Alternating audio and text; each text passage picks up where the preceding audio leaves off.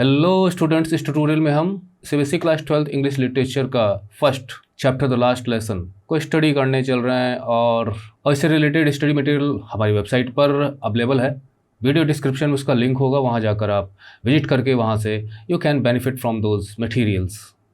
ये बहुत ही famous story है अल्फोंस डाउडे की और ये जिस बैकड्रॉप में लिखी गई है, इसकी पृष्ठभूमि जिसे हम कहते हैं, यहाँ पे जो फ्रेज़ यूज़ किया गया सेटिन, वो है फ्रैंको प्रुशियन वॉर जो 1870 से 1871 के बीच में चलता है। और आपने क्लास 10 में पढ़ा किस प्रकार से जो ऑटोमन बिस्मार्क होता है वो उकसाता है फ्रांस को कि वो उससे युद्ध करे, खुद आक्रमण करे। और उस वक्त विलियम फर्स्ट प्रशिया के राजा होते हैं और नेपोलियन थर्ड का शासन चल रहा होता है फ्रांस में। वो फ्रांस इसलिए आक्रमण करता है कि हमारी हेजमनी होनी चाहिए और प्रशिया चाहता था कि हमारी हेजमनी पूरे यूरोप में होनी चाहिए। तो कौन डोमिनेट कर सकता है? फ्रांस को घमंड था कि हम प्रशियन को डिफीट कर देंगे। नतीजा उल्टा हुआ और नेपोलियन थर्ड की, जो कि नेपोलियन बोनापार्ट का ही नेफ्यू था, उसे गद्दी छोड़नी पड़ती है और प्रशिया एक पावर बन के यूरोप में निकल के आता है और यूनिफिकेशन ऑफ जर्मनी भी वहाँ पर कंप्लीट होता है। और उस वॉर में ये फ्रांस का मैप है और जब युद्ध होता है तो ये देखिए जर्मनी बॉर्डर पे है ना। तो ये यहाँ पे आके फ्रांस से ये दो क्षेत्र ले लेता है। एक तो ये एल्सेस का ले लेता है, लॉरेन का ले लेता है, और ये जो स्टोरी है वो एल्सेस में लिखी गई है, एल्सेस में सेट की गई है, मतलब वहाँ के लोकेशन और वहाँ के लोगों का जिक्र है यहाँ पे। तो इसलिए इस लेसन की जो थीम है ना, वो थीम ये बनती है जो आपकी बुक में भी लिखा गया है कि इम्पोजिशन ऑफ लैंग्वेज, मतलब कोई आके विदेशी ताकत आप पर अपनी लैंग्वेज को थोप देती है और फिर मतलब उसी के साथ जुड़ता है दूसरी चीज़, वो है लॉयल्टी टू वंस लैंग्वेज। तो ये है थीम जो आपकी बुक में भी है, because loyalty to one's mother tongue the language, क्योंकि हम अपनी लैंग्वेज पे ही गर्व कर सकते हैं क्योंकि हमारी सारी विरासत है, cultural heritage, because that is the role of education in preserving the culture of a nation, country और इवन अ लोकल कम्युनिटी। क्योंकि अभी हम इंग्लिश बोलते हैं, इंग्लिश में पढ़ रहे हैं, कोई बात नहीं, लेकिन हम इंग्लिश लिटरेचर पे, इंग्लिश लैंग्वेज पे गर्व नहीं कर सकते because it is not our language which is relates us to our culture and heritage of thousand and thousands of years. उसके लिए हमारी खुद की, अपनी ज़मीन की, अपने पूर्वजों की भाषा को यूज़ करना पड़ेगा। So education is a very strong carrier of culture and heritage, and so we should learn our native language because it helps in preserving knowing our culture. Language is a very very strong bond that unites people. तो सीधा सीधा इस lesson में, जिसका नाम है the last lesson, ये language को कनेक्ट करती है हमारे नेशनल प्राइड से, हमारे पैट्रियोटिज्म से और हमारे फ्रीडम से भी हमें जोड़ती है कि हमारी लैंग्वेज हमें फ्रीडम से भी कनेक्ट करती है। अगर हम मजबूरी में दूसरे की लैंग्वेज को यूज़ करते हैं तो कहीं ना कहीं हम टोटली फ्री तो नहीं है, we are under the bondage of that language. So we can say that कि maintaining and promoting the use of one's mother tongue is a valid component in safeguarding and promoting cultural diversity and national unity, और self satisfaction भी मिलता है because it is a way of showing respect for one's ancestors and their contribution to society। अभी हिंदुस्तान में हमारे रामायण हैं, महाभारत हैं, कितने सारे, मतलब we are very rich in literature that explores different themes of humanity, but that is not in English. वो England के लोग उस पर नाच कर सकते हैं, हम नहीं कर सकते, करते हैं तो हमसे बड़ा बेवकूफ़ कोई नहीं है। Anyway let's start. तो अल्फोंस डाउडे का है ये जो राइटर है यहाँ पे, और मैंने फ्रैंको प्रुशियन वार के बारे में बता दिया। और फ्रांस जो है वो डिफीट हो जाता है प्रशिया से। बिस्मार्क लीडर होता है इस पूरे युद्ध का नायक, पूरी स्ट्रेटेजी वही बनाता है। और इसमें बताया गया है कि जब हम प्रशिया की बात करते हैं तो उसमें जर्मनी का पोर्शन, पोलैंड है ना, पार्ट्स ऑफ ऑस्ट्रिया भी शामिल था। वो सब हिस्ट्री की बात है। और यहाँ पे हमें देखना है कि this story the French districts of Alsace and Lorraine का जिक्र है, वो प्रशियन हाई हैंड्स में चला जाता है। तो इसका स्कूल की लाइफ पे क्या असर पड़ता है वो हमें देखना है, स्टूडेंट्स एंड टीचर्स पे। ये जो टर्म्स यहाँ दिए गए हैं, ये टर्म्स हम जब आएंगे इसमें लेसन के टेक्स्ट में तभी, और ढंग से सुनिए, स्टोरी को पूरी तरह से समझ लीजिए, because any question that comes from this story you are able to answer if you know the story well. और इससे रिलेटेड आइडियाज़, इससे रिलेटेड डिफरेंट इंस्टेंसेस वो आप स्टोरी से समझ सकते हैं। इसके बाद ही हमें इसके डिफरेंट थीम्स क्या है और समरी क्या है, वो सारी चीज़ें स्टोरी पढ़ने के बाद ही हमें स्टडी करना चाहिए। वो आपको हमारे वेबसाइट पे मिल जाएगा। ये फर्स्ट पर्सन में लिखा गया है, मतलब कि यहाँ पर जो लिख रहा है इस स्टोरी को वो है इसी का एक स्टोरी का वो करेक्टर है, जो कि एक बच्चा है, स्टूडेंट है, French. I started for school very let that morning. उस सुबह मैं काफ़ी देर से स्कूल के लिए रवाना हुआ। And was in great dread of scolding. तो यहाँ पे आ गया in great threat of scolding. देखिए स्कोल्ड का मतलब होता है डांट फटकार लगाना, ड्रेड का मतलब डर होता है। तो यहाँ पर मतलब ये है कि वो जब सुबह रवाना हुआ तो उसे बहुत घबराहट थी, बहुत डर था कि मुझे डांट पड़ेगी, और डर कुछ ज़्यादा था क्योंकि वो स्कूल के लिए काफ़ी लेट था। और एक वजह और थी, बिकॉज मिस्टर हैमिल टीचर हैं यहाँ पे, मिस्टर एम हैमिल। तो बच्चे उनसे घबराते थे, डरते थे, ऐसा हम निष्कर्ष निकाल सकते हैं, we can conclude. Had said that, और उन्होंने ये भी कहा था, मतलब इन ग्रेट डेट ऑफ स्कोल्डिंग का मतलब ये भी यहाँ पे है कि मिस्टर हैमिल ने कुछ टास्क दिया था, होमवर्क दिया था कि he would question us on participles. तो पार्टिसिपल्स आप जानते हैं कि ये वर्ब से बनते हैं और ये एडजेक्टिव का ही जनरली काम करते हैं, है ना। जैसे स्विमिंग है तो ये यहाँ पे अगर पार्टिसिपल होगा, जैसे हमने एक सेंटेंस बनाया कि I found him swimming in the pond, I found him swimming in the pond, in the river, ये तो यहाँ पे ये पार्टिसिपल है। तो बाकी सारी चीज़ें सब ग्रामर की मैं यहाँ छोड़ता हूँ। And I did not know the first word about, और वो कहता है कि मुझे तो उसका एक अक्षर भी नहीं पता था, ABCD भी नहीं पता था। फॉर अ मोमेंट, कुछ क्षण के लिए, I thought of running away, मैंने सोचा कि भाग खड़ा हूँ क्या, स्कूल ना जाऊँ क्या, बंक कर दूँ क्या। And spending the day of out of doors, और आउट ऑफ डोर्स का मतलब होता है कि मैं घर से बाहर पूरा दिन बिता दूँ, और जब स्कूल ख़त्म हो तो उस समय घर में पहुँच जाऊँ, लोगों को लगेगा कि हाँ स्कूल गया था। इट वॉज सो वार्म, बाहर गर्मी थी, ब्राइट था, ब्राइट का मतलब होता है कि सनसाइन परफेक्ट थी एकदम, सूरज खिला हुआ था, बादल नहीं थे। द बर्ड्स वर चर्पिंग, मतलब सीधी सी बात है कि चिड़िया तो चहचहा ही रही होंगी जब मौसम सही होगा। At the edge of the woods, woods यहाँ पे जंगल से या पेड़ों के झुरमुट से है, काफ़ी ज़्यादा पेड़ हैं तो वो वुड्स का एरिया हो जाएगा। तो जहाँ पे वो ख़त्म होते थे वहाँ पर इन द ओपन फील्ड, तो ओपन फील्ड शुरू होती थी। बैक ऑफ द सॉमिल, सॉमिल हो गया आरा मिल, जहाँ पे लकड़ियों पे वर्क होता है, उनको चीरना फाड़ना। तो आरा मिल थी। द प्रशियन सोल्जर्स और ड्रिलिंग, वहाँ पे प्रशिया के जो सोल्जर्स हैं वो प्रैक्टिस कर रहे थे, अपनी ट्रेनिंग वगैरह कर रहे थे ना। ड्रिलिंग का मतलब होता है रिपीटेड प्रैक्टिस ऑफ समथिंग, तो वहाँ पे सोल्जर्स प्रैक्टिस कर रहे थे। It was all much more tempting, tempting मतलब होता है कि जहाँ पर आपका मन ललचाने लगे यार, तो वो है टेम्पटिंग। तो इस तरफ मेरा मन ज़्यादा भाग रहा था than the rule of participles, rule of participle की बजाय, मतलब स्कूल में जो सिखाया जा रहा है रूल ऑफ पार्टिसिपल्स बताए गए होंगे, उस पर वर्क दिया गया होगा, वहाँ मन नहीं लग रहा। मेरा मन यहाँ लग रहा है, स्कूल जाने का नहीं कर रहा है। The full atmosphere is very much tempting but I had the strength through resist. अब फिर उसके बाद कह रहा है कि नहीं, मुझे अपने मन पे कंट्रोल करना आता था, है ना। I had the strength to resist, resist का मतलब होता है कि आप अपने पे कंट्रोल करें और इस टेम्पटेशन से दूर रखें अपने आप को। तो मैं अपने आप को, मेरे अंदर ये ताकत थी कि मैं इस टेम्पटेशन से रोक सकता था। And hurried off to school, तो सीधा सा मतलब है कि वो स्कूल की तरफ रवाना हुआ। मैंने pass the town hall there was a crowd in front of the bulletin board, के सामने क्राउड खड़ी हुई थी, मतलब नोटिस बोर्ड जहाँ पे बुलेटिन पर जो भी है इंस्ट्रक्शंस वो लिखे जाते थे, न्यूज़ लिखी जाती थी। ये सारी चीज़ें आपके स्कूल में भी होगा। For the last 2 years all our bad news had come from there. ओ, पिछले 2 सालों से जो भी बैड न्यूज़ होती थी, जो हमें अच्छा न लगे वो हमारे लिए बैड है, वो इसी बुलेटिन बोर्ड से आती थी। क्या है ना कि जो प्रशियन थे, जब वो उन्होंने उस पर कब्जा किया अल्सेस लॉरेन पे, हालांकि अल्सेस लॉरेन जो है वो बाद में फ्रांस को मिलता है वर्ल्ड वॉर के बाद, लेकिन यहाँ तो जब कब्जा था तभी की बात है। तो वो बुलेटिन बोर्ड में इंस्ट्रक्शंस लिख दिया करते थे जो फॉलो करने होते थे। अब पिछले 2 साल हो गया था कब्जा किए हुए, ये मतलब ये है। तो वो it was the source of news, the lost battles, युद्ध में क्या चल रहा है, हम हार रहे हैं, है ना, ये सारी चीज़ें वहाँ पे लिखी जाती थी। द ड्राफ्ट, ड्राफ्ट का मतलब यहाँ पे है सेना में, मतलब आपको जाके ज्वाइन करना है। ऑर्डर होता था कि you can not avoid that, you have to go and join the army. तो युद्धों में ऐसा होता है, नागरिकों को कहा जाता है कि वो आर्मी ज्वाइन करे, कहीं कहीं पे इसके लिए फोर्स किया जाता है। तो वो है यहाँ पे ड्राफ्ट।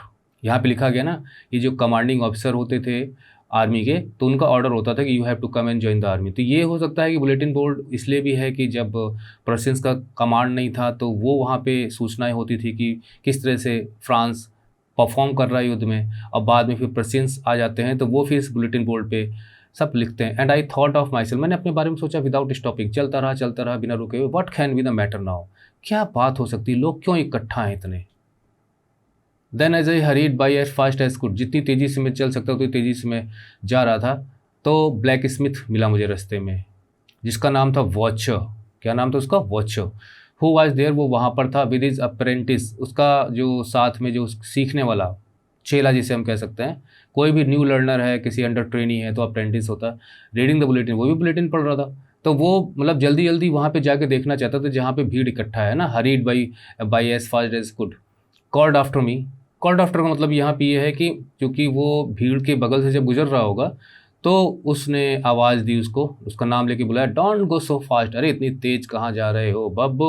दरअसल एक प्रकार का बब एक एग्रेसिव एंड रूड वे हो किसी को एड्रेस करने का, जैसे हम कहते हैं ए छोकरे कहाँ जा रहा है, ए बे इस तरह से आप अंदाज़ा लगा सकते हैं। तो कहता अरे बब कहाँ जा रहे हो इतनी तेज़ी से, ये get to your school in plenty of time, अरे तुम बहुत समय है, प्लेंटी मतलब बहुत ज़्यादा, टाइम मतलब अभी तो काफ़ी समय है, तुम स्कूल पहुँच ही जाओगे। तो दरअसल यहाँ पे एक सटायर है, आयरनिकल वे है, एक व्यंग कर रहा है वो कि तुम तो अक्सर लेट होते हो, स्कूल टाइम पे जाते नहीं हो।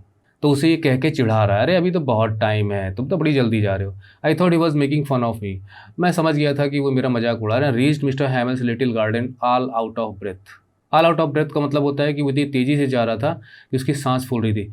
यूजुअली अक्सर व्हेन स्कूल बिगेन, जब स्कूल शुरू होता था, देयर वाज अ ग्रेट बसल, खूब शोरगुल होता था, वैसे भी होता है नॉर्मली स्कूल में, बच्चे बोलते रहते हैं, आवाज़ें आती रहती हैं, which could be heard out in the street, और इसकी आवाज़ स्ट्रीट तक सुनाई दे सकती। The opening and closing of desk, लोग डेस्क खोल रहे हैं, बंद कर रहे हैं, यहाँ आ रहे हैं, वहाँ जा रहे हैं, मतलब बहुत ही हसल बसल रहता था। Lessons repeated in unison, unison मतलब एक ही आवाज़ में लेसन्स रिपीट होते थे, क्योंकि भाई इस क्लास शुरू होगी, उसके पहले ही बच्चे अपने लेसन्स को रिपीट करते होंगे।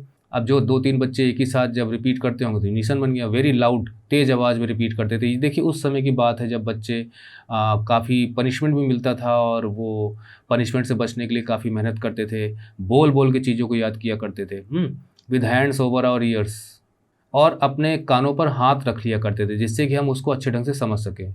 आप भी करके देखिए, तेज़ आवाज़ में आप अपने लेसन को बोलिए, जो भी है, टेबल याद किया है, जो कोई पोएम याद की है, कोई आंसर याद किया, और कान पे हाथ रख लीजिए, तो आपको अपनी आवाज़ ज़रूर कुछ को सुनाई देगी, तो आपको लगेगा कि बाकियों की आवाज़ दब गई है। तो psychologically we can do that, और हम करते भी हैं। And the teacher's great ruler, जो उन्होंने अपने छड़ी ली हुई थी अपने हाथ में, rapping on the table, table पे उसको रैप कर रहे थे, टेबल पे खट खट ठक ठक, है ना, ठोंकते हैं, मारते हैं, जिससे कि ऑर्डर ऑर्डर हो जाए। But now it was also so इसलिए आज तो वो भी शांत था, कोई हसल बसल नहीं, कोई लोग लेसन रिपीट नहीं कर रहे थे, कोई रैपिंग नहीं हो रही थी। आई had counted on the commotion, क्योंकि देर से गया है ना, तो क्लास शुरू हो चुकी होगी, तो क्लास के अंदर से सब कुछ आना चाहिए। I had counted on the commotion to get to my desk.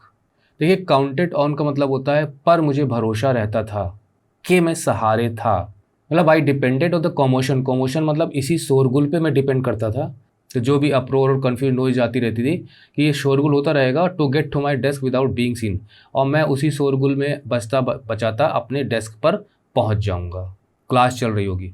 But लेकिन ऑफ कोर्स, बेशक, that day everything had to be as quiet as Sunday morning, लेकिन उस दिन तो इतनी शांति थी जैसे संडे मॉर्निंग स्कूल में कोई नहीं जानता, उस तरह से वहाँ पे शांति थी। थ्रू द विंडो, मैंने विंडो से आई सॉ माई क्लासमेट्स, मैंने झांक कर देखा, मेरे सहपाठी वहाँ बैठे हुए थे, मेरे क्लास के लोग, ऑलरेडी इन द प्लेसेस, अपनी जगहों पर थे। And mister Hamel walking up and down, mister Hamel वहाँ पे कदम ताल कर रहे थे आगे पीछे, विद इस टेरिबल आयरन रूलर। अब यहाँ पे जो उनका आयरन रूलर है उसे टेरिबल बताया गया है, मतलब ये है वो पीट पाट देते थे उस आयरन रूलर से, है ना, भयानक, वो उससे बच्चे बहुत डरते थे। अंडर हिज आर्म, उन्होंने अपनी बाँह में लिया हुआ था, उसको दबाया हुआ था। हाँ, तो I had to open the door, मैंने डोर को ओपन किया, मुझे डोर को ओपन करना पड़ा, and go in before everybody, और सबके सामने, बिफोर मतलब सबके सामने से होते हुए मुझे जाना पड़ा। You can imagine how I blushed, और आप अंदाज़ा लगा सकते हैं कि मेरा चेहरा किस तरह से ब्लश कर रहा था, and how frightened I was, और मैं कितना डरा हुआ था। ब्लश का मतलब होता है कि जब आप गुस्से में होते हो या शर्म से होते हो तो गाल लाल लाल हो जाते हैं। अब पता चला कि सब ऐसे ऐसे ऐसे बैठे हुए हैं ना, ये टीचर है यहाँ पे खड़ा है, और ये आपकी जो है, यहाँ से आप अंदर घुसते हो, सारे लोग देख रहे हैं, और तब आके ऐसे आके आप बैठते हो। बट नथिंग हैपेंड, लेकिन कुछ नहीं हुआ, कोई डांट उट नहीं पड़ी। Mister हैमिल saw me and said very kindly, बल्कि मिस्टर हैमिल तो मुझे बहुत ही काइंडली, मतलब बहुत प्यार से बोलते हैं, go to your place quickly, जल्दी से अपनी जगह पर चले जाओ, लिटिल फ्रेंच, ये इस तरह से बुलाया करते थे, लिटिल फ्रेंच। वी वो बिगनिंग विदाउट यू, अरे हम तो तुम्हारे बिना ही शुरू करने वाले थे, चलो तुम आ गए, बहुत प्यार दिखा रहे हैं आज। I jumped over the bench and sat down at my desk, not till then, तो जाके बैठ गया भाई। When I had got a little over my fright, little over my got little over my fright का मतलब होता है डर। जब मैं, चूँकि बहुत प्यार से बात कर रहे थे, तो मैं अपने इस डर से थोड़ा-सा उभर ही पाया था कि मैं लेट आया हूँ, मुझे डाँट पड़ेगी, तो वो ऐसा हुआ नहीं। तो मैं I was getting over that fright. तो जब तक, नॉट टिल देन बोले, जब तक मैं उस डर से उभर नहीं पाया, मतलब जाकर बैठने तक, क्योंकि जब वो कमरे में घुसता है तो भी उसका मतलब उसने देखा तो होगा टीचर को, पर तब भी उसने ध्यान नहीं दिया। धीरे-धीरे जब वो जाके बैठ गया, उसका डर थोड़ा-सा काफ़ूर हो गया, गायब हो गया, देन तब जाके डिड आई सी, तब मैंने देखा और teacher had on his beautiful green coat. तो इसका मतलब ये है कि उनका green coat, beautiful green coat कहा गया, मतलब वो अक्सर नहीं पहनते थे, कभी-कभी पहनते होंगे। तो उन्होंने अपना बहुत ब्यूटीफुल ग्रीन कोट पहना हुआ था। हैड ऑन का मतलब ही had put on. His frilled, frilled का मतलब उसमें कढ़ाई वगैरह भी थी, झालर वगैरह लगे हुए थे उनकी शर्ट पर। And the little black silk cap, और उन्होंने कैप पहनी हुई थी सिल्क कलर, सिल्क की और ब्लैक कलर में। ऑल एम्ब्रॉयडर्ड, सब पर कसीदा कढ़ाई वगैरह थी। फ्रिल का मतलब होता है कि आप किनारे किनारे झालर लगाते हैं ना, एम्ब्रॉयडरी होती कढ़ाई वगैरह। दैट ही नेवर वोर एक्सेप्ट ऑन इंस्पेक्शन, वो कभी नहीं पहनते थे इस प्रकार की ड्रेस को जब तक कि कोई इंस्पेक्शन ना हो, है ना। अभी तो आपके स्कूल में इंस्पेक्शन क्या होता होगा, प्रिंसिपल इंस्पेक्शन करता होगा, लेकिन उस समय बाहर से लोग आते थे और फिर क्लास में इंस्पेक्शन करते थे, क्लास की सफाई, स्कूल का डिकोरम, डिसिप्लिन, बच्चों की कॉपी एटसेट्रा वगैरह। या प्राइज डे, जिस दिन इनाम वगैरह दिए जाते थे, तो उस दिन वो पहन के आते थे। बिसाइड्स, इसके अलावा the whole school seemed so strange and solemn, इसके अलावा भी पूरा स्कूल बड़ा अजीब सा उस वक्त एटमॉस्फेयर लग रहा था, बड़ा सोलम लग रहा था, मतलब serious and quite. But the thing that surprise me, लेकिन मुझे सबसे ज़्यादा जिस चीज़ पर आश्चर्य हो रहा था, वाज टू सी, ये देखकर आश्चर्य हो रहा था कि जो बैक बेंचेस थे दैट वर ऑलवेज एम्प्टी, उस पर कोई आता ही नहीं था, मतलब वो खाली पड़ी रहती थी। द विलेज पीपल सिटिंग, वहाँ पर गांव के लोग बैठे हुए थे। बहुत सारे क्वेश्चन इससे बनते हैं और मुझे पूरी उम्मीद है कि कोई ना कोई क्वेश्चन आपके बोर्ड में से आएगा जरूर। और सब शांति के साथ बैठे हुए थे। जनरली ऐसा तो होगा नहीं, स्कूल में तो बच्चे बैठते हैं, how can Elder come and sit in the class, but यही सब चीज़ें थी जो उसको बहुत ही ताजुब में डाल रही थी। लाइक आवर सेल्फ, जैसे हम बच्चे बैठे हुए थे वैसे विलेजर्स बैठे हुए थे। ओल्ड हाउसर बैठा हुआ था वहाँ पर, है ना, कुछ करेक्टर के नेम है। विद इस 3 कॉर्नर्ड हैट वो उसने जो हैट पहनी थी उसके 3 कोने निकले हुए थे। द फॉर्मर मेयर, मेयर भी बैठा हुआ था, मतलब अभी का नहीं था, फॉर्मर मेयर था। फॉर्मर मतलब पहले कभी मेयर वो बना होगा, अभी नहीं है। द फॉर्मर पोस्ट मास्टर, कभी कोई पोस्ट मास्टर के पद पे था, वो भी आया हुआ था, मतलब this type of people and several others besides. वैसे यहाँ पर आप इसको ध्यान में रखिए कि हाईली एडवांस्ड पीपल यहाँ पे आए हुए थे। तो क्या वजह थी, क्या ये पढ़ना लिखना नहीं जानते थे? नहीं, ऐसी कोई वजह नहीं थी, सब शर्म से आए हुए थे। एंड सेवरल अदर्स, कई लोग थे इसके अलावा। एवरीबडी लुक्ड सैड, सब दुखी थे। And Houser had brought an old primer, बल्कि हाउजर तो जो है वो एक ओल्ड प्राइमर लेके आया था ना, बच्चों को ABCD वगैरह सिखाने के लिए। तो शुरू की जो बुक्स होती हैं KG वगैरह में लगती हैं, वो प्राइमर्स होती हैं। Thumbed at the edges, edges का मतलब होता है कि भाई जब पेजेस है ना, तो थम्पिंग, जैसे पेजेस को पकड़कर आप किनारे से पन्ने पलटते हो, तो उसके लिए थम्ड यूज किया गया है। किनारे से पकड़ के हम करते हैं। And he held it open, और उसको उसने ओपन करके रखा हुआ था, अपने घुटनों पे ओपन करके रखा हुआ था। हेल्ड इट ओपन मतलब उसे खोल के रखा हुआ था। विद दिस ग्रेट स्पेक्टेकल्स, और बड़े बड़े चश्मे भी पहने हुए थे, जो पेजेस पर गड़ाए बैठे थे आँखें, वो हाउजर। और जो उनके स्पेक्टेकल्स थे वो उनके जो बुक थी ना उसके ऊपर रखे हुए थे। Well I was wondering about it all, मैं सब कुछ ये सब वॉन्डर ही कर रहा था, भौचक्का था क्या हो रहा है। Mister hello mounted his chair, उन्होंने अपनी चेयर घसीटी और उस पर बैठ गए, है ना। माउंटेड मतलब ऐसे तो चढ़ना होता है, तो अपनी चेयर पे चढ़ के बैठे। And in the same grave, grave मतलब गंभीर, जेंटल मतलब सज्जन, तो ग्रेव गंभीर हो गया क्योंकि सिचुएशन ऐसी है। जेंटल का मतलब होता है कि पोलाइट लैंग्वेज टोन में उन्होंने बोला, विच ही यूज टू मी, जो शुरू में उन्होंने जैसे मुझसे प्यार से बात की थी ना जब मैं क्लास में घुसा था, तो वो है, children this is the last lesson I shell give you. ये लास्ट लेसन है, मतलब अगर आपको लेसन जस्टिफिकेशन के लिए आता है कि टाइटल जस्टिफाई करिए स्टोरी का, तो फिर आप सोच रही है आप क्या लिखेंगे। आई शैल गिव यू, ये आखिरी लेसन है जो अपने जीवन का मैं आप लोगों को सिखाऊंगा, बताऊंगा। The order has come from Berlin, Berlin से ऑर्डर आया है, मतलब जर्मनी से ऑर्डर आया है कि सिर्फ जर्मन सिखाई जाए। ये यहाँ पर स्कूल्स में, एल्सेस के स्कूल्स में, लॉरेन के स्कूल में सिर्फ जर्मन सिखाई जाए। इसी को इम्पोजिशन ऑफ लैंग्वेज है, लैंग्वेज थोपना। The new master comes tomorrow, कल एक नया मास्टर आएगा, वो ज्वाइन करेगा। This is your last French lesson. और ये साथ ही साथ इसमें एक और चीज़ है कि ये लास्ट फ्रेंच लेसन है। मतलब पहली बात तो ये है कि टीच ओनली जर्मन्स, जर्मन का आदेश आया है कि जर्मन ही पढ़ाई जाए, और नया मास्टर आएगा, न्यू मास्टर विल कम। और ये लास्ट फ्रेंच लेसन है, last French lesson. I want you to be very attentive, इसलिए आप सब लोग बहुत ध्यान से सुनिए। देखिए यहीं पे आपके मन में दिमाग में तुरंत स्ट्राइक करना चाहिए कि एक लैंग्वेज थोपी जा रही है, तो आपकी लैंग्वेज में आपको पढ़ने नहीं दिया जाएगा, तो हाउ वुड यू फील? आपको लगेगा जैसे आपकी पहचान आपसे छीनी जा रही है, आपकी कल्चर नष्ट करने की कोशिश की जा रही है, आपकी फ्रीडम आपसे छीनी जा रही है। भले आप उस लैंग्वेज में बोलते हो चाहे ना बोलते हो, लेकिन आपको ऐसे ही फील होगा। तो वही चीज़ थी यहाँ पे। What a thunder clap. Thunder clap मतलब ये है कि जैसे अचानक गर्जना होती है, बिजली गरजती, मतलब वो बादल गरजते हैं, तो उस प्रकार का वज्रपात, समथिंग वेरी अनएक्सपेक्टेड चीज़, आप एकदम हक्के बक्के रह जाएं, और thunder clap. What a thunder clap these words were to me. ये तो एक प्रकार से जैसे मुझ पर बिजली गिर गई हो, इस प्रकार से शब्द थे। मैं टोटली एस्टोनिश्ड, अमेज्ड था, कुछ समझ में नहीं आ रहा था कि क्या हो रहा है। और जब कोई स्कूल आना पसंद नहीं करता था, देरी से आता था, पार्टिसिपल्स याद नहीं करता था, लेकिन देखिए यहाँ पर भी उसकी फीलिंग देखिए। ओ द रिचेस, यहाँ रिचेस का मतलब है नीच, दुष्ट लोग, ये यूं ही प्रेसिडेंस के लिए कहा जा रहा है। Oh the wretches that was what they had put up at the town hall, यही दुष्ट लोग हैं जिन्होंने उस टाउन हॉल में, है ना, जो बुलेटिन बोर्ड था वो टाउन हॉल में था, क्योंकि उस वहाँ पे बुलेटिन बोर्ड है, पूरे गाँव तक वो खबर जाती थी, और टाउन हॉल निश्चित है कि मेयर के ऑफिस का हिस्सा होगा। तो यही चीज़ वहाँ लिखी थी जो लोगों ने भीड़ लगाई थी। My last French lesson why. अब आप लोग सोचेंगे कि मेरा लास्ट फ्रेंच लेसन क्यों? I hardly knew how to. My last French lesson, यहाँ पे देखिए निशान, देखिए किस चीज़ का लगा है, यानी वो खुद अपने आप से पूछ रहा है ये मेरा आखिरी फ्रेंच लेसन होगा, लेकिन क्यों? I hardly knew how to write. अरे मैं अभी तो फ्रेंच में लिखना भी नहीं जानता, मैंने शुरुआत भी नहीं की। अब देखिए जब पढ़ाया जाता था तो उसने ध्यान नहीं दिया, और अब उसे फील हो रहा है अरे अरे मुझसे मुझसे मुझसे मुझसे मेरी अपॉर्चुनिटी छीनी जा रही है। I should never learn any more, यानी फ्रेंच में अब बिल्कुल सीख ही नहीं पाऊंगा आगे। आई मस्ट स्टॉप देयर, मुझे यहीं पे रुकना पड़ेगा। देन फिर क्या होगा? Oh how sorry I was for not learning my lesson. अब यहाँ पर आपको ये सेंटेंस याद रखना है, how sorry I was not for not learning lessons. पहली बार मैं दुखी महसूस कर रहा था, अफ़सोस ज़ाहिर कर रहा था, खेद व्यक्त कर रहा था, मुझे पश्चाताप हो रहा था कि जब मौका मिला तो मैंने लेसन्स को सीखा नहीं। फॉर सीकिंग बर्ड्स एग्स, क्योंकि मैं लेसन सीखने की बजाय मैं क्या करता था, पक्षियों के अंडे ढूंढता था, क्योंकि देखिए बच्चा तो ही है, और इसमें इसको चीज़ों को मज़ा आता था। गोइंग स्लाइडिंग ऑन द सार। सार एक नदी है जो फ्रांस जर्मनी में बहती है। तो स्लाइडिंग मतलब होता है कि मैं नदियों में सरक कर मुझे अच्छा लगता था, या तैरना भी जानता होगा।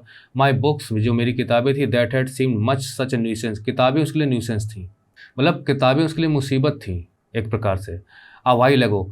अब देखिए यहीं पे मतलब एक रेट्रोस्पेक्शन चल रहा है कि वो रिकॉलिंग द मोमेंट, कि जब उसे पढ़ाया जाता तब वो पढ़ता नहीं था, तो कुछ देर पहले तक यही किताबें मेरे लिए मुसीबत थी, मेरी तंग करण थी, मुझे पसंद नहीं था।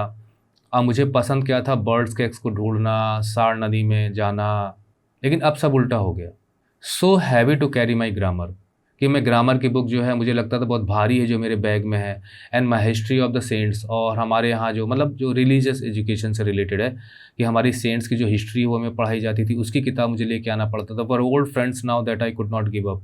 ये सब मेरे लिए न्यूसेंस थे, लेकिन अब मुझे लग रहा है कि मेरे ओल्ड फ्रेंड्स थे जिन्हें अब मुझे छोड़ना होगा। क्यों? क्योंकि हमें अब जर्मन एजुकेशन लेनी होगी, हमें अपनी नेटिव लैंग्वेज छोड़नी होगी, हमें अब अपना इतिहास नहीं पढ़ाया जाएगा, because we are not free now.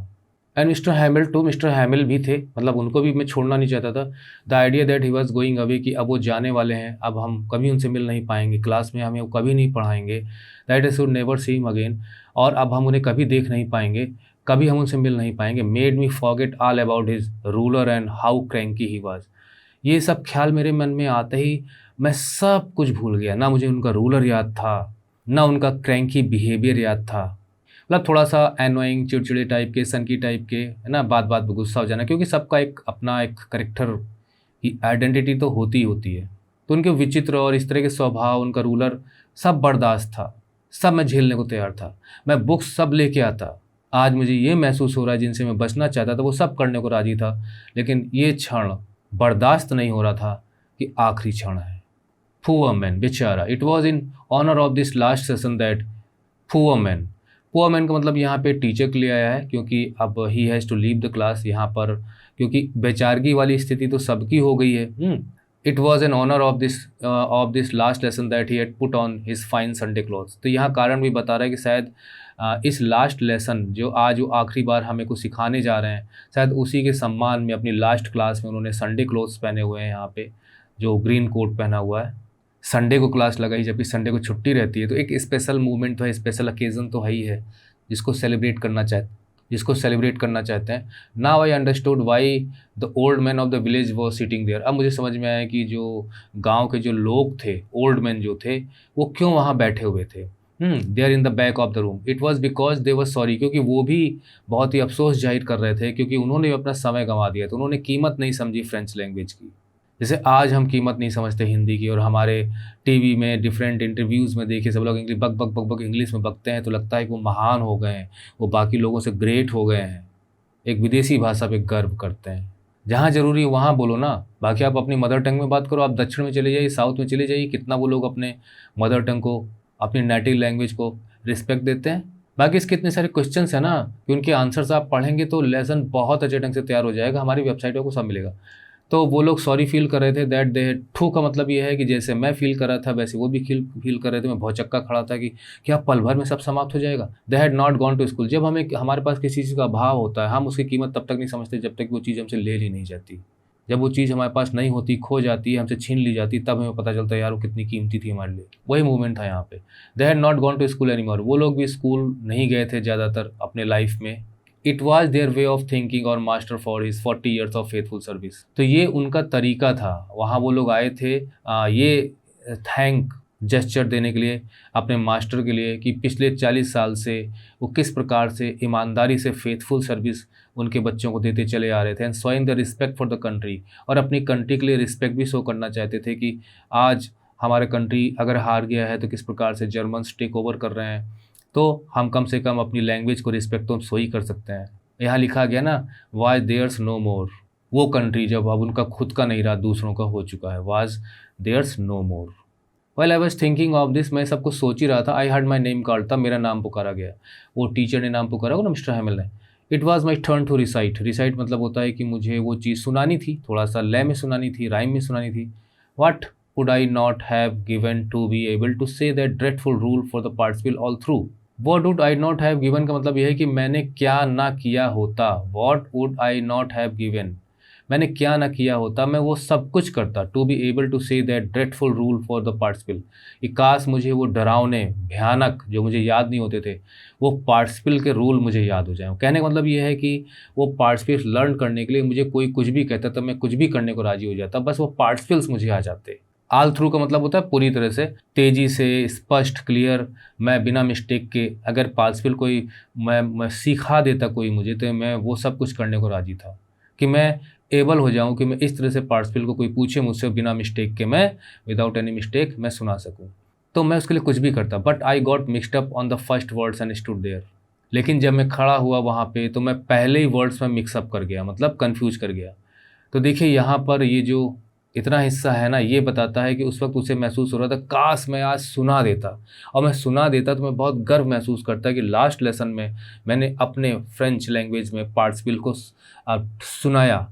Teacher की रिस्पेक्ट भी बढ़ती, मेरी भी रिस्पेक्ट बढ़ती, और काश मैं बहुत बड़ा अचीवमेंट उस वक्त फील करता कि टीचर को मैं सॉरी ना फील कराता, बता देता, टीचर की वाहवाही हो जाती। लेकिन ऐसा नहीं हो पा रहा था। पहले वर्ड्स में मैं लड़खड़ा गया, holding on to my desk, अपनी डेस्क को पकड़े हुए, माई हार्ट बीटिंग, मेरा दिल धड़क रहा था। आज उसे पनिशमेंट का डर से ज़्यादा अपनी फजीहत, अपनी बेइज्जती, और साथ साथ उसे टीचर का भी रिस्पेक्ट, टीचर का ऑनर, ऐसा लग रहा था कि आज मैं हारा तो मेरा टीचर भी हारेगा। And not daring to look up, मेरी हिम्मत नहीं पड़ रही थी कि मैं सर उठाकर देख लूँ। आई हर्ड मिस्टर हैमिल से टू मी, मैंने देखा कि मिस्टर हैमिल ने कहा, आई वॉन्ट स्कोल्ड यू, आज मैं तुम्हें डांटूंगा नहीं। Little French, you must feel bad enough, क्योंकि तुम जरूर मन में तुम्हें अवश्य अफसोस हो रहा होगा, तुम खुद ही आज बैड फील कर रहे होगे, या तुम्हें आज शर्म आनी चाहिए। सी हाउ इट इज़, देखो स्थितियाँ कैसी हैं, सिचुएशन कैसी है, देखो कैसे तुम कर रहे हो, कि किस तरह से तुम परफॉर्म कर रहे हो, देखो क्या हो रहा है। Every day we have said to ourselves, हर रोज़ हम अपने आप से कहते हैं वाह I have plenty of time. ये स्लैंग है, मतलब कि वाह भाई हमारे पास तो बहुत समय है, इस टाइप से। ऐसे ही होता है ना, हम लोग में भी यही है, जिसे हम कहते हैं, एक वर्ड यूज होता है प्रोक्रेस्टिनेशन, है ना, यानी चीज़ों को हम आगे आने वाले समय में टाल देते हैं। वो आदत होती है कि अभी तो समय है यार, कल कर लेंगे, शाम को कर लेंगे, हमारे पास तो काफ़ी समय है, I will learn it tomorrow, कल मैं सीख लूँगा। नाउ यू सी, और अब देखो where you have come out, कहाँ पहुँच गए हो तुम लोग आज, किस स्थिति में आ गए हो। That is the great trouble with else's. Great trouble with else's का मतलब होता है कि एल्सेस के लोगों की, है ना, विद एल्सेस मतलब with the people living in Alsace, Alsace के लोगों की यही समस्या है। She puts off learning till tomorrow, she यहाँ एल्सेस के लिए आया है, और शी का मतलब एल्सेस के लोग। She puts off learning till tomorrow, लोग कल के लिए अपनी लर्निंग को टाल देते हैं, चलो कल लर्न कर लेंगे, कल कर लेंगे, कोई बात नहीं। और जो बहुत बेहुदा और बेशरम होते हैं ना, वो तो सोचते हैं चलो हम उठक बैठक कर लेंगे, 2 थप्पड़ खा लेंगे, बेइज्जती सह लेंगे, लेकिन याद करके नहीं जाएंगे। ना those fellows out there will have the right, those fellows का मतलब यहाँ पे वो जो प्रशियंस हैं, जो बाहर से आए हैं, मतलब वो तो विदेशी हैं, कोई बात नहीं, वो तो अपनी लैंग्वेज को शो कर ही रहे हैं, लैंग्वेज की रिस्पेक्ट बढ़ा ही रहे हैं। वो जर्मन्स हैं, जर्मन भाषा का मान बढ़ाने के लिए वो दूसरी जगह जाकर उसको थोप रहे हैं, तो they are loyal to their language. तो वो जो बाहर लोग हैं ना, out there will have the right to say, वो बहुत ही हक से कहेंगे, मतलब वो चिढ़ाएंगे तुमको, हैव द राइट टू से, उन्हें पूरा अधिकार है ये कहने के लिए। किन के लिए? इन लोगों के लिए जो क्लास में बैठे हैं, एल्सेस के लोगों के लिए। हाउ इज़ इट, ये कैसे हो सकता है? You pretend to be Frenchman, तुम लोग फ्रेंचमैन होने का सिर्फ दिखावा करते हो, कहते हो कि हम लोग फ्रेंच हैं, and yet you can neither speak nor right your own language, और अपनी खुद की भाषा में ना बोल सकते हो ना लिख सकते हो। अभी आपको हिंदी में कोई पत्र लिखने के लिए कहा जाए ना, दसियों मिस्टेक करोगे, और इंग्लिश में भी ठीक से नहीं लिख पाओगे। हिंदी मीडियम स्कूल पढ़ने में शर्म आती है, इंग्लिश मीडियम स्कूल पढ़ने में बड़ी वाहवाही हो जाती है। तो सब माइंड सेट है, माइंड का गेम है। लेकिन फिर भी हम ये मानते हैं कि चाहे इंग्लिश पढ़ें चाहे पढ़ें, हम दिल से बहुत ही ज़्यादा भारतीय और राष्ट्र के प्रति हम समर्पित होते हैं। तो वही बात यहाँ पे भी थी कि हमने फ्रेंच नहीं पढ़ी, but we love our nation. तो ये चिढ़ा रहे हैं कि हमें अपनी भाषा ज़रूर पढ़नी चाहिए, but we are not the worst. लेकिन फ्रेंच को कहते हैं, लेकिन सबसे ख़राब तुम ही नहीं हो, वो लिटिल फ्रेंच, कि तुम नहीं सुना पा रहे हो तो तुम ही दोषी हो, बाकी सब लोग अच्छे हैं, ऐसा नहीं है। We have all great deal to reproach ourselves. Reproach का मतलब होता है कि हम अपने आप को ही झिड़कें, अपने आप को ही गाली दें, अपने आप को ही क्रिटिसाइज़ करें, अपने आप को ही मन ही मन डांटें, अपने को ब्लेम दें, अपने को ही धिक्कारें। मतलब हमें ब्लेम अपने पर देना चाहिए, उंगली दूसरे पर उठाने की बजाय। ग्रेट डील का मतलब काफ़ी कुछ, हमें खुद भी हम जिम्मेदार हैं। Your parents were not anxious enough to have you learn, तुम्हारे माता पिता मतलब बच्चे जो वहाँ बैठे थे, तुम्हारे माता पिता ने कभी इस चीज़ की चिंता नहीं की कि आप लोग ठीक से सीखो। यहाँ लैंग्वेज की बात हो रही है। They prefer to put you, prefer मान लें, बल्कि वो ये पसंद करते थे तो put you to work. Put you to work का मतलब होता है तो काम पे लगा देना। On a farm or the mills, आपको खेत के काम पे लगा देते थे, मिल्स में भेज देते थे, चक्की वगैरह में। देखिए क्या है ना कि गरीब घर के भी बच्चे आते हैं पढ़ने के लिए, तो पढ़ाई की बजाय वो क्या प्राथमिकता देते हैं कि बच्चा आज खेत में धान लगना है तो आज वहाँ चला जाए, यहाँ वहाँ के कामों में लगा देते थे। लर्निंग पे कम फोकस करते थे, so as to have little more money, जिससे कि कुछ और पैसा आ जाए, लिटिल मोर मनी। यहाँ पे वो कुठाराघात कर रहे हैं कि कम से कम एजुकेशन के टाइम में बच्चे को स्कूल जरूर भेजना चाहिए, उसको काम पे नहीं लगाना चाहिए। स्कूल के बाद आप उसे काम पे लगा सकते हो, और फिर भी उसे कुछ टाइम देना चाहिए कि वो अपना होमवर्क कर सके सिर्फ। एंड ये शायद आप लोग जो मैं एक्सप्लेन कर रहा हूँ तो नहीं समझ पा रहे हो, क्योंकि मैं ग्रामीण इलाकों में रहा हूँ, मैंने पढ़ाया है, वहाँ यही होता था। कोई बच्चा नहीं आया, पूछो क्यों नहीं आया, तो सीधा सा आज उसके यहाँ धान लग रहा है, आज उसके यहाँ घर में कुछ काम है, एटसेट्रा एंड आई। और उसके बाद वो खुद पर भी जाते हैं कि और मैं, क्वेश्चन मार्क है ना, और मैं भी, I have been to blame also, मुझे भी खुद पे ब्लेम लगाना, क्योंकि have I not often sent you to water my flowers instead of learning your lessons, क्योंकि मैं भी अक्सर आप लोगों को अपने फूलों में पानी देने के लिए भेज देता था, यहाँ पे वाटर वर्ब के रूप में, लेसन लर्न करने की बजाय। देखिए ये उस समय की बात है जब टीचर को बहुत मान सम्मान मिलता था, और उस वक्त छोटे छोटे स्कूल्स होते थे, स्कूल में भी टीचर बहुत पनिश करते थे, पीट पाट के रख देते थे अगर चीज़ें याद नहीं है, लेकिन वो अपनी सिंसियरिटी में, अपनी ईमानदारी में किया करते थे कि बच्चे को पढ़ना ज़रूरी है, और बच्चे सेवा भी अपने टीचर्स की करते थे। आज तो तुरंत शिकायत बन जाएगी कि टीचर ने ये काम करवाया, वो काम करवाया। तो मैं भी तो तुम्हें कभी कभी भेज देता था कि बेटा जाओ फूलों में पानी दे दो, इधर में और बच्चों को पढ़ाता रहता था, तो मैं भी ब्लेम करने के लिए हूँ। कहने का मतलब ये है कि we did not show our sincerity, मतलब we were not totally honest in our approach towards education.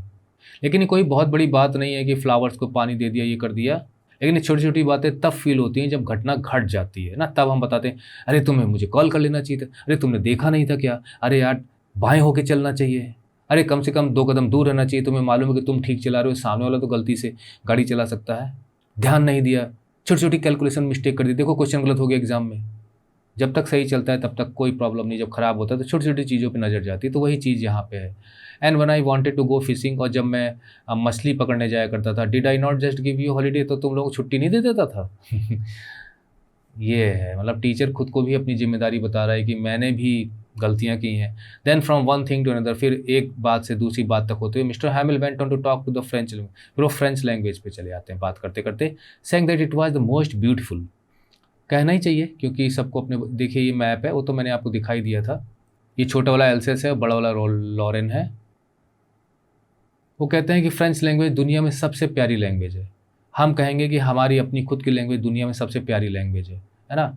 और ख़ासकर in the whole world we can feel proud on Sanskrit language. और जो दक्षिण के लोग हैं, मलयालम है, तमिल है, मतलब मलयालम, ये सब बहुत ही पुरानी लैंग्वेजेस है। The clearest, the most logical, French language सबसे क्लियरेस्ट है, मतलब समझ में आती है। लॉजिकल है, मतलब उसमें जो भी अल्फ़ाबेट हैं, जो भी उसका जो ग्रामर स्ट्रक्चर है वो full can be explained. Logical है, मतलब सिर्फ अंधाधुंध नहीं तैयार किया गया है, सब में सिस्टम है। That we must guard it among us, guard मतलब रक्षा करना, among us and never forget it.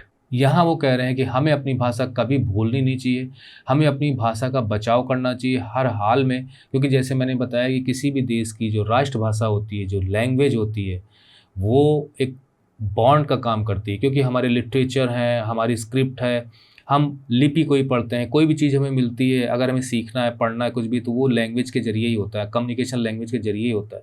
तो वो हम अपनी भाषा में करते हैं। तो we are showing respect to our language. जब हम विदेशी भाषा में बात करते हैं तो हम विदेशी लैंग्वेज को रिस्पेक्ट दे रहे होते हैं।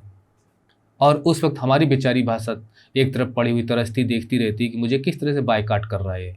It because when we people, क्योंकि वो कारण भी बता रहे हैं कि जब हमें कोई दास बना लेता है, जब हम गुलाम बना लिए जाते हैं, as long as they hold fast, hold fast का मतलब जब तक वो उस चीज़ को पकड़े रहते हैं, मतलब उससे उससे दिल लगाए रहते हैं, उससे अपने आप को रिलेट करके चलते हैं, उससे जुड़े रहते हैं, अपनी किससे, अपनी लैंग्वेज से। It is as if they had the key to their prison. ये बहुत ही इंपॉर्टेंट यहाँ पे वर्ड्स यूज किए गए हैं, की टू देयर प्रिजन। मैं भूल गया कि शुरू में क्या क्या टर्म्स दिए गए थे। देखिए यही है, जल्दबाजी में एक्सप्लेन करने में सब प्रॉब्लम्स आ जाती हैं। मेरे ख्याल से सब बता, रिप्रोच आर्ट सब बता ही दिया मैंने। मैं अलग से कलर्ड कर देता इनको तो ठीक रहता।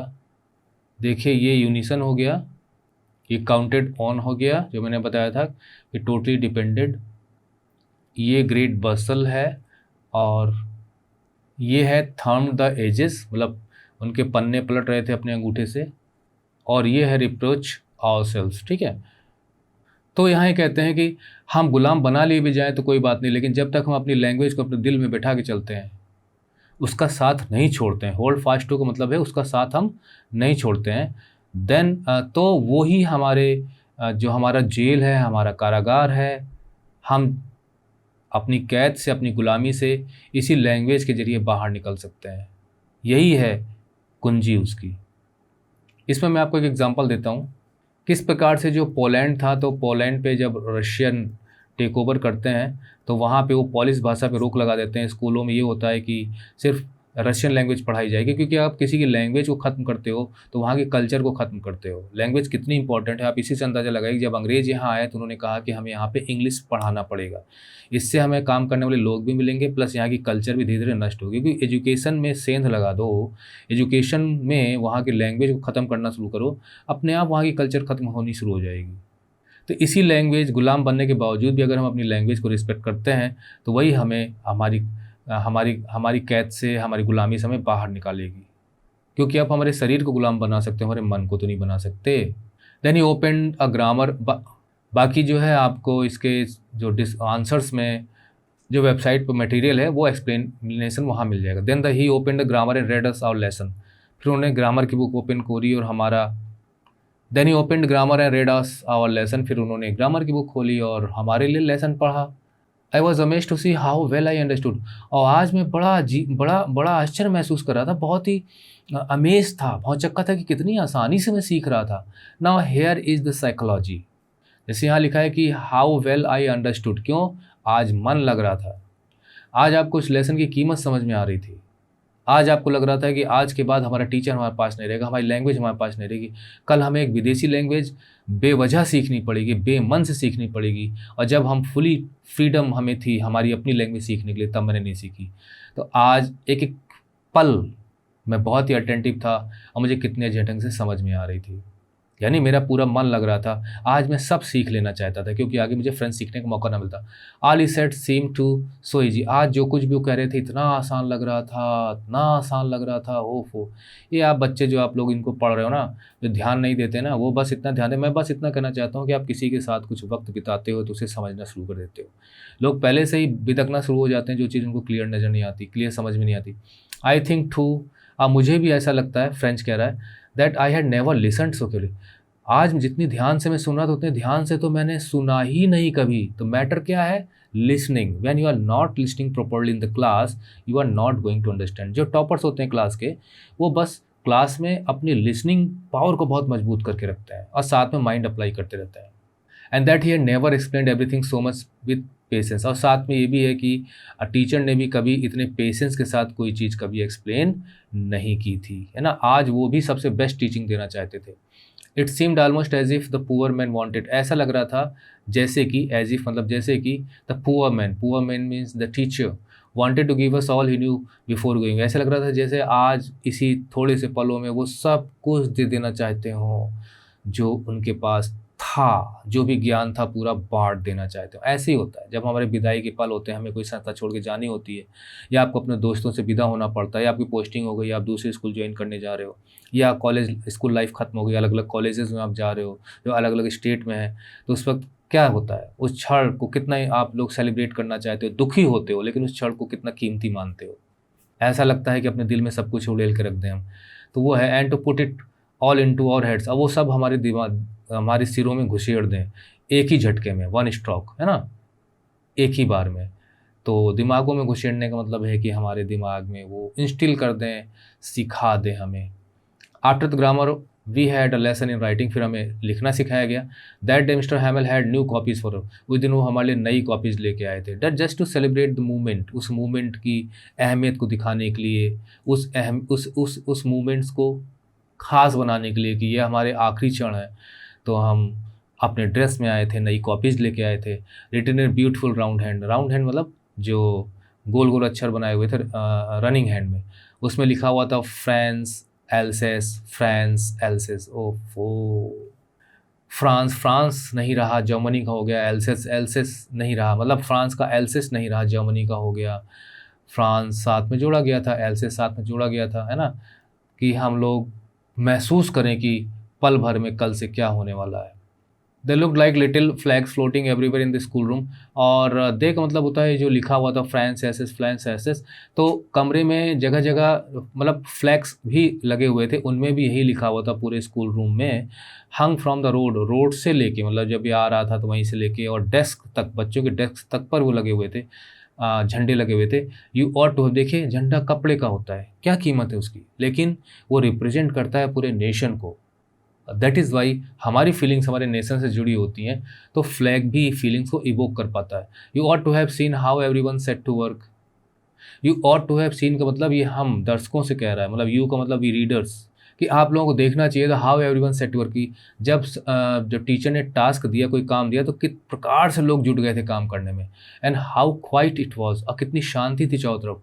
The only sound was the scratching of the pens. सिर्फ पेन्स के खरखराने की आवाज़ें आ रही थी पेपर पे। Once some beetles flew in, कभी कभी तो कुछ बीटल्स उड़ कर चले आते थे अंदर, है ना, बीटल्स जो होते हैं कीड़े होते हैं। But nobody paid any attention, लेकिन वहाँ पर भी किसी का ध्यान नहीं जा रहे थे, तल्लीन होकर लोग जुटे हुए थे क्योंकि समय भाग रहा था। ठीक उसी प्रकार से जैसे दो लोग हैं, हाथ पकड़े हुए हैं, और कोई हाथ को छुड़ाने के लिए खींच रहा है दूसरे को, इधर से इसको खींच रहे हैं और दोनों का हाथ छूटता चला जा रहा है, दोनों रो रहे हों, like this. Not even the latest ones, यहाँ तक कि जो सबसे छोटे छोटे बच्चे भी थे ना, वो भी ध्यान नहीं दे रहे थे। Who worked right on tracing their fish hooks, वे एक प्रकार से अपने पेपर पे फिश हुक्स, क्योंकि मछली वगैरह पकड़ना जानते होंगे वो लोग, तो बहुत पुराने समय की बातें हैं, तो फिश हुक्स को ट्रेस कर रहे थे, मतलब उसी की ड्राइंग बना दे रहे थे। As if that was French, उसको इतने मन से बना रहे थे जैसे वो फ्रेंच है। To on the roof of the पीज, अच्छा छत पर पीजन्स गुटरगू कर रहे थे, कूड वेरी लो, बहुत धीमी आवाज़ में। और आई I thought to myself मेरे मन में विचार आया, will they make them sing in German even the pigeons.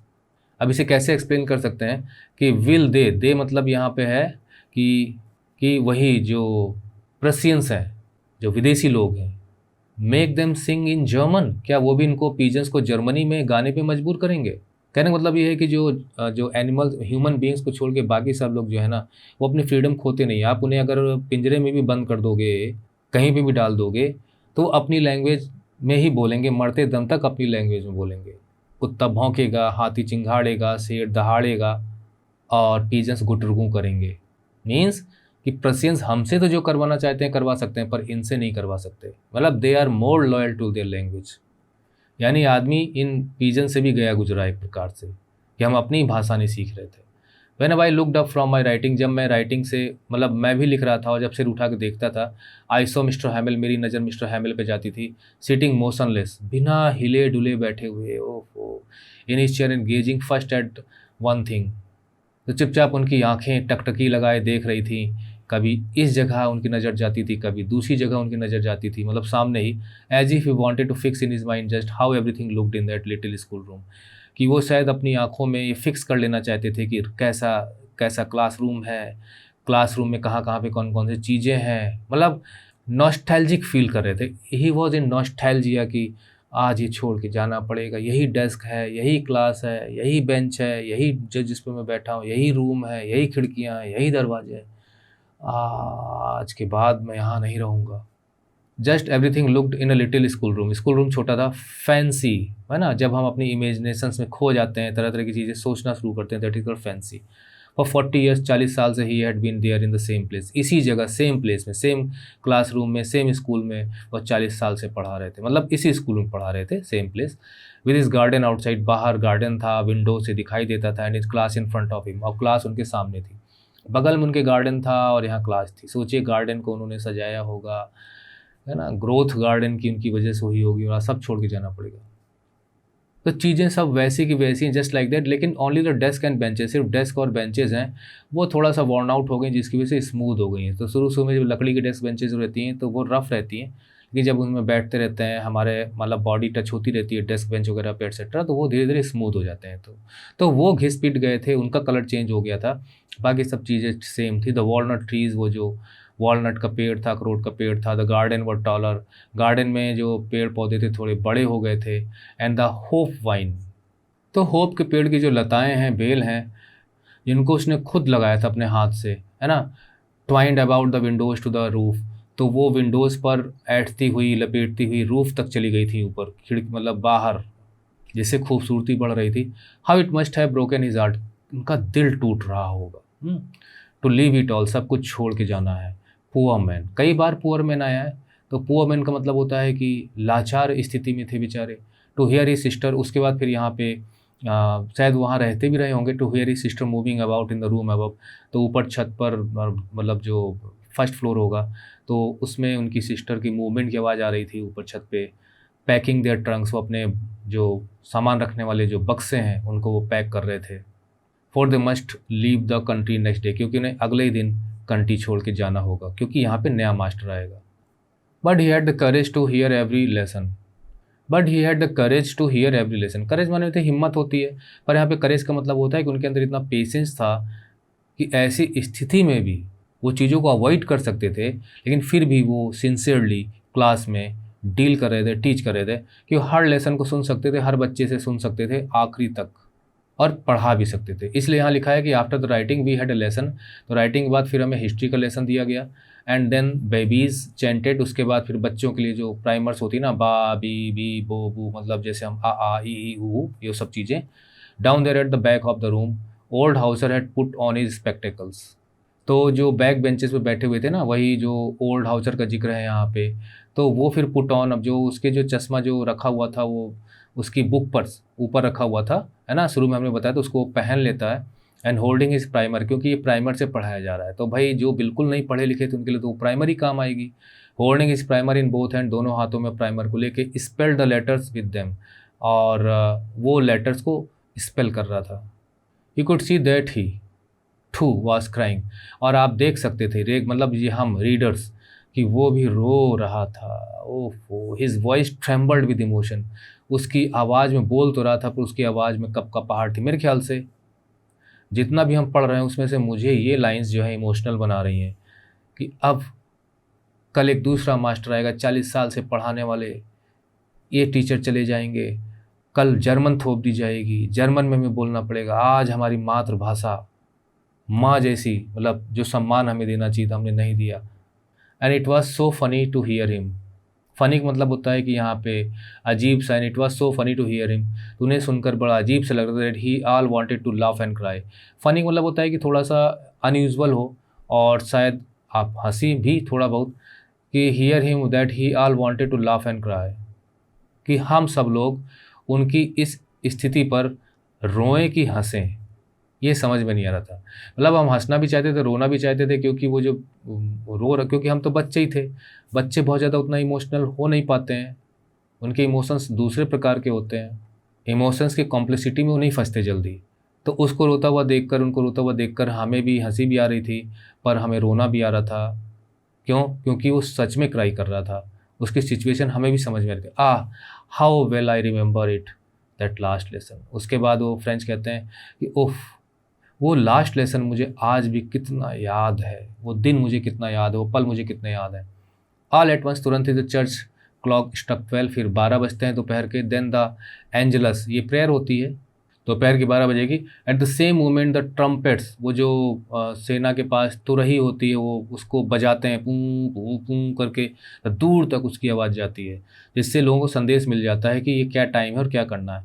Eight the same moment the trumpets of the Prussians के ट्रम्पेट्स बजने लगे, रिटर्निंग होम फ्रॉम ड्रिल। और वो उस चीज़ का मतलब, वो ये बजते थे।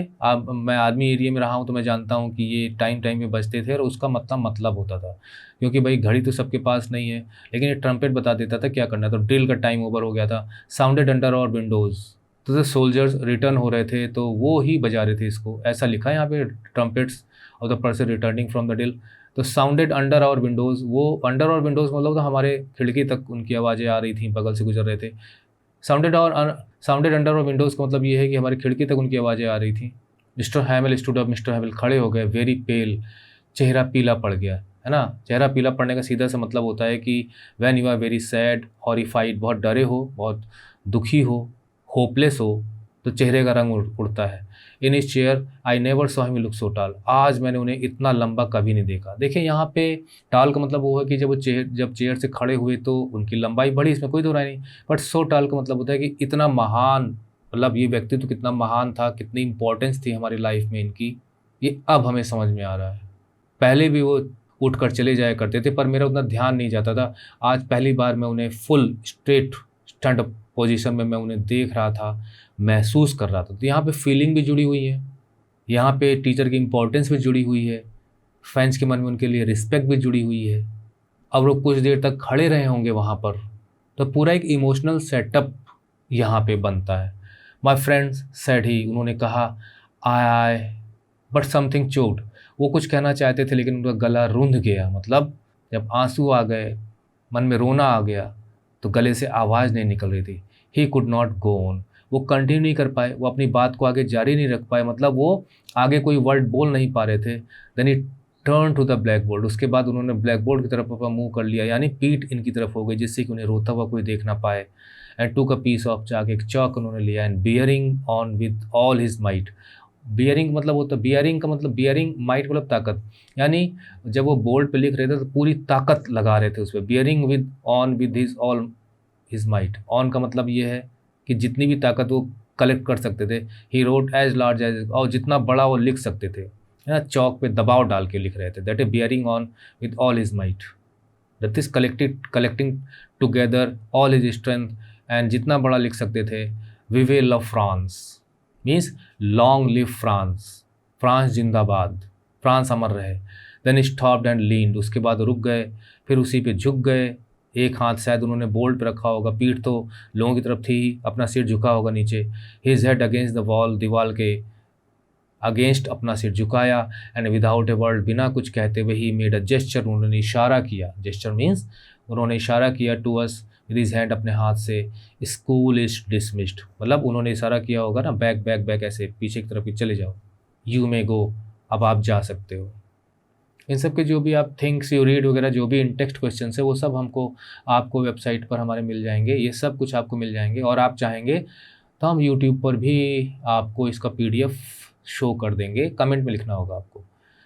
तो ट्यूटोरियल को ज़्यादा लंबा ना बनाते हुए इसका क्या मैसेज है, क्या थीम है, यहाँ की बजाय आप वेबसाइट पे जाके देख सकते हैं। थीम थी imposition of language and loyalty to one's language, the role of education in preserving and carrying on the culture and loyalty to one's native language. So ending the tutorial, फिर अगले video में मुलाकात होती है, तब तक के लिए बाय बाय।